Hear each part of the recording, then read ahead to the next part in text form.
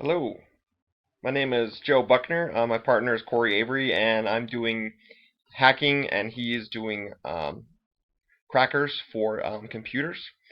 This is a history and some social effects of the computer hacking in America. I chose to do this mainly because it's an interesting topic.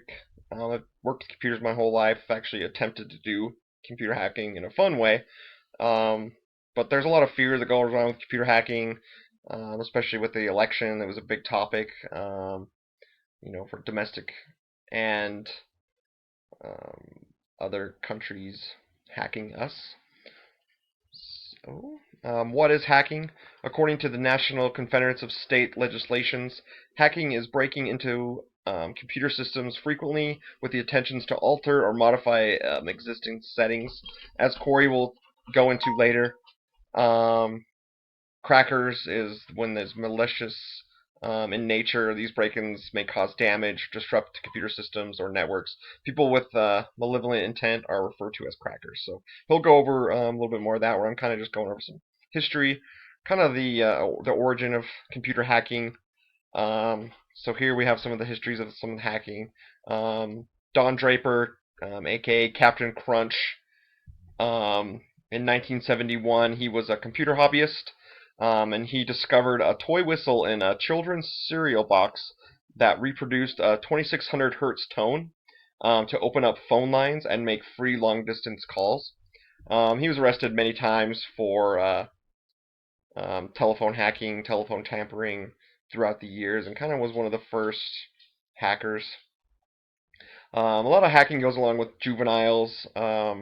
So these hackers, the 414s, based out of Milwaukee, they were 16s were arrested. Um, that broke into over 60 computer networks, including some cancer memorials, some national laboratories, and one of the kids got immunity for the giving information on the rest, and they were only given probation. So around that, about 3 years later, Congress passed the Computer Fraud and Abuse Act and the Electronics Communication Privacy Act, which makes it a crime to break into computer systems. And it typically in the Congress, the law doesn't really apply to those largely responsible, which is actually the juveniles. So there's a lot of different juveniles. But as in many different countries, as time's gone on, the laws are very strict. A couple people in China were executed for stealing over like $40,000 in yen. So there's depends on where you're at. So some interesting facts here. The Department of Defense in 1995, there were over 250,000 attempts to hack in and steal data, and about 65% of those were successful. One of the examples is like a month later in 1996, the Swedish Hacking Association changed the names of the CIA to the Central Stupidity Agency. Throughout the internet's history, a lot of time there's been a lot of different examples of hacking. eBay was hacked, and they were able to go in and change all different kinds of stuff. So there's a lot they can do.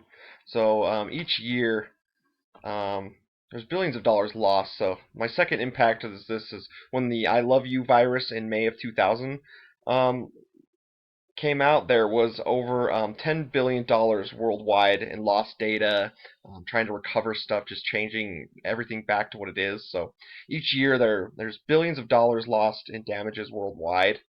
Um, an example that personally affected me was the Lizard Squad.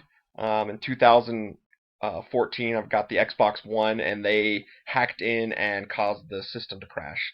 So you can see how that could cause a big impact for different markets and things when just kind of as a joke, these guys locked it down and kind of ruined Christmas.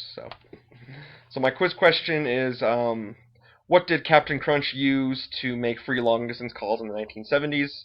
And that would be C, a whistle. So thank you for your time, and now we'll learn about some more crackers.